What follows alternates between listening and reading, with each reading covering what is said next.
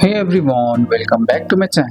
In today's video, I will show you how to delete your account from the Wall Street Journal mobile app. Let's get started. First, open the Wall Street Journal on your phone and make sure you are logged into your account. Once you're on your home page, tap on your profile at the bottom right of your screen. Once you're on your profile settings, click on Manage My Account. This is where your personal details are stored. At the bottom, you will see a Delete My Account. Tap on it. If you don't see it, look for help or contact us. When you tap Delete, the app will usually ask you to confirm. Sometimes it may direct you to send an email to customer support. Just follow the instruction on the screen and confirm you want to permanently delete your account. Once confirmed, you will receive a message or email that your account is being deleted. This process may take a few days, and that's it. You have successfully requested to delete yourself from the Wall Street Journal app on your phone. That's all for today's video, guys. I hope you guys like this video.